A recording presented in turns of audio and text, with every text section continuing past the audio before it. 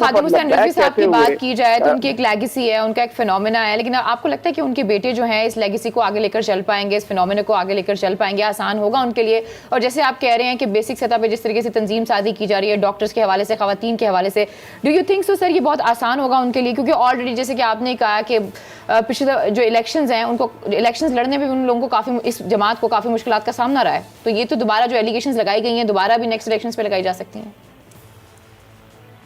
دیکھیں یہ جو ان کے صاحبزادے جو آگے لے کے چل رہے ہیں نا, یہ انہی کا ویژن ہے. وہ اس کو تحریک لبیک کو ایک سیاسی جماعت کے طور پہ لانے کا فیصلہ کر چکے تھے خادم حسین رضوی, اور ایک جو کمزوری رہی ان کی وہ یہی تھی کہ آرگنائزیشنل سیٹ اپ نہیں تھا, جیسے جماعت اسلامی کے پاس ہے, جیسے جمعیت علماء اسلام کے پاس ہے, دوسری جماعتوں کے پاس ہے.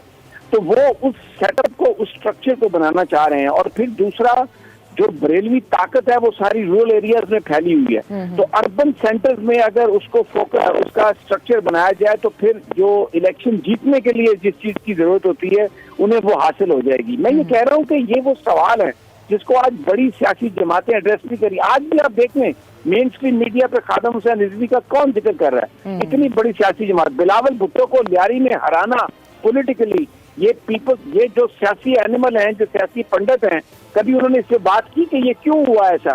لوگ منافقت کی سیاست سے تنگ آ چکے ہیں. یہ جو ایک جھوٹ کا بازار چلا ہوا ہے جس میں لوگ اپنا مال چھپانے کے لیے کام کر رہے ہیں, اس کو تنگ آ چکا. دیکھیں نا فیض آباد دھرنا, نبی پاک علیہ کے حوالے سے جو قوانین بنے ہوئے ہیں, یہ جو دانشور ہیں, جو انٹلیکچوئل ہیں, یہ جو مغرب زدہ دانشور ہیں, کبھی انسانی حقوق پر, کبھی کسی آزادی کے نام پر, اس کو ہمیشہ تبدیل کرنے کی کوشش کرتے ہیں. فیض آباد دھرنا بھی کیا تھا؟ وہ بھی بیسیکلی ایک کوشش کی تھی انہوں نے نواز شریف صاحب کی حکومت کریٹ کرنے کی, اور مغرب کے ساتھ.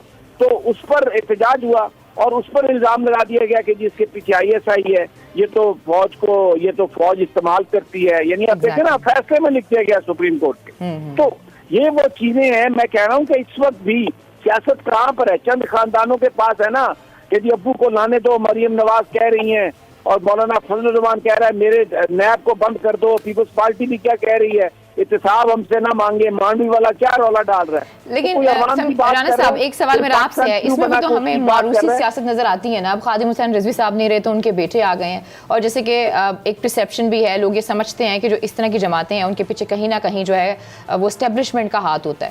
So how do you see it? یہ بہت ہی فضول خیال ہے جن لوگوں کا یہ خیال ہے موروثیت میں اسٹیبلشمنٹ کا ہاتھ کہاں سے آ گیا. نہیں, میری بات سنیں نا, میری بات سنیں نا. بات یہ ہے, سمیع صاحب نے جو بات کی ہے, کوئی بندہ سوچ سکتا تھا کہ لیاری سے پیپلز پارٹی کا کینڈیڈیٹ ہارے گا, وہاں سے پیپلز پارٹی کا چیئرمین ہارا تھا ان کے کارکن کے ہاتھوں.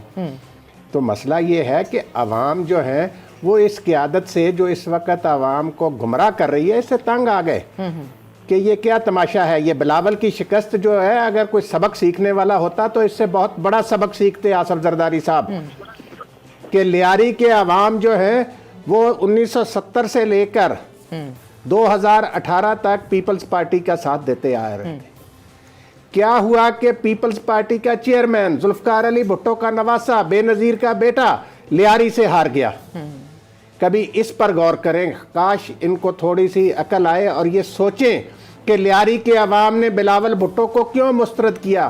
تو اس کو اتنا نہیں سمجھنا چاہیے کہ یہ جماعتیں جو ہیں یہ کچھ نہیں کر سکیں گی. یہ بہت بڑا چیلنج بن سکتے ہیں علامہ خادم رضوی کی. یہ مینار پاکستان پہ جو جلسہ کیا تھا PDM نے, جو خادم رضوی صاحب کا جنازہ تھا اللہ بخشے, وہ اتنا زیادہ تھا کہ اس طرح کے کئی جلسے اس میں سما جائیں.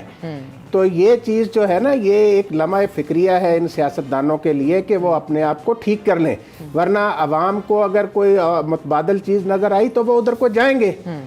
تو یہ جو ہے نا, یہ میں سمجھتا ہوں کہ رانا صاحب اگر آپ مجھے اجازت دیں, جی مجھے اگر اجازت دیں, خادم حسین رضوی کے لیے جو لوگ آئے تھے وہ ان کی ذات کے لیے نہیں آئے تھے, وہ جو وہ بات کرتے تھے وہ اس کے لیے آئے تھے.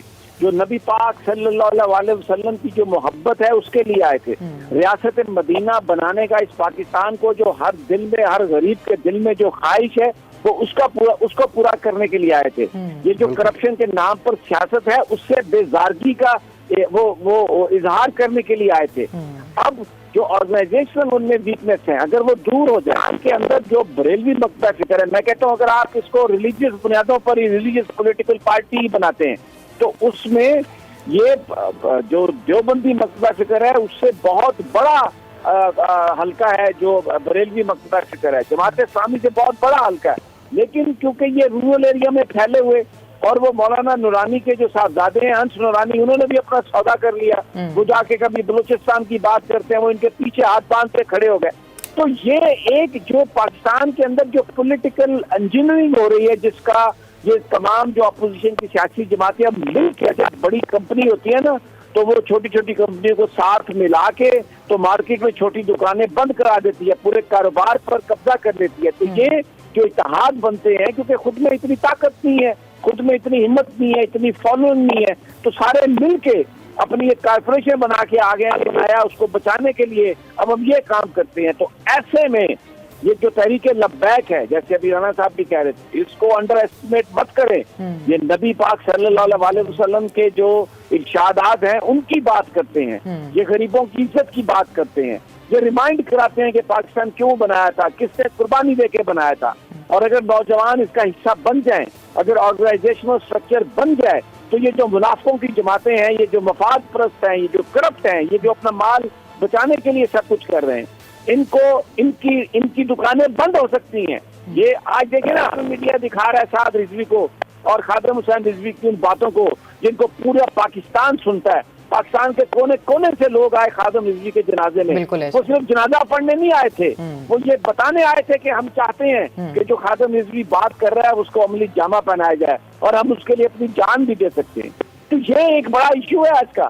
اور اس میں یہ جو بات ہے سعد رضوی کی، دیکھیں اپوزیشن کو کہا کہ آپ جلسہ نہ کریں پی ڈی ایم کو مینار پاکستان میں، انہوں نے وائلیٹ کیا اور وہ جلسہ انہوں نے کیا.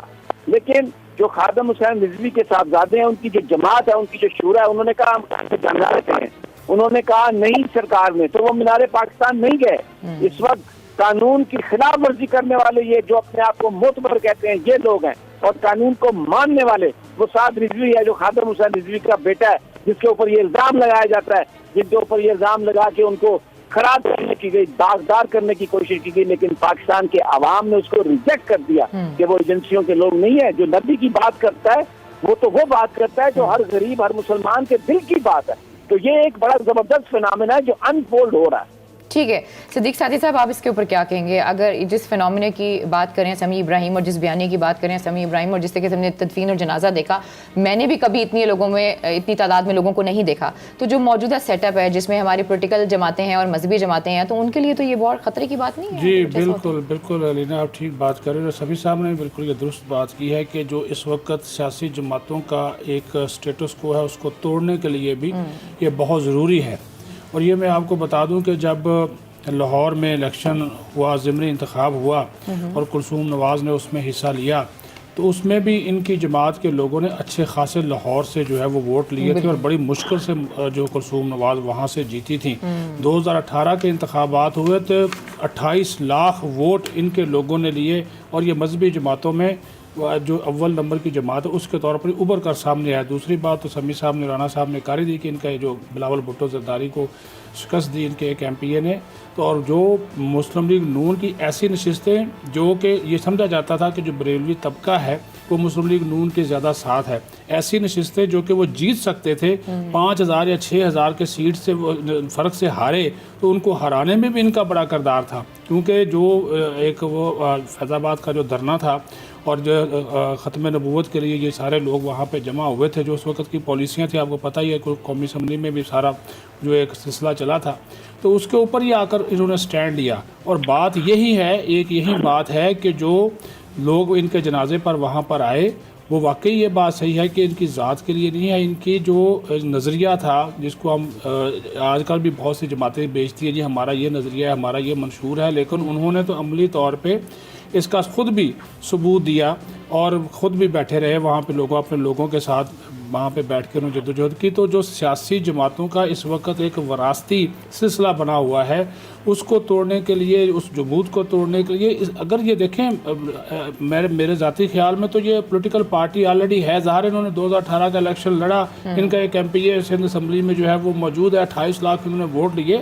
بات یہ ہے کہ جس طرح بھی سمیع صاحب نے بات کی کہ ان کو منظم کرنے کی بات ہے، جس طرح जमात इस्लामी है या और जो तंजीमें हैं, तो ये उनके लिए तो बड़ा ख़तरा साबित होंगे, क्योंकि अगर 28 लाख उन्होंने उस वक्त वोट ले लिए और उसके बाद हमने जनाजा इनका देखा तो वो तो दावा कर रहे थे 1 करोड़ के करीब लोग उनके जनाजे में आए, ये उनका अपना दावा है, हो सकता है इतने ही लोग हों, लेकिन हम फिर भी कहते हैं कि अगर ये रजिस्टर्ड जमात के तौर पर सामने आए तो ये जो हमारी ये जो मौजूदा सियासी रवायती सियासी जमातें हैं उनके जमूत को तोड़ने में ये बड़ा मददगार साबित हो सकती है तहरीक लब्बैक। और अगर साद रिजवी ज़ाहिर जवान आदमी है, वो अब इस नज़रिए को लेकर आगे चलेंगे तो उनको कामयाबी तो फिर मिल सकती है। सब्सक्राइब करें और बेल दबाएं ताकि कोई खबर रह न जाए।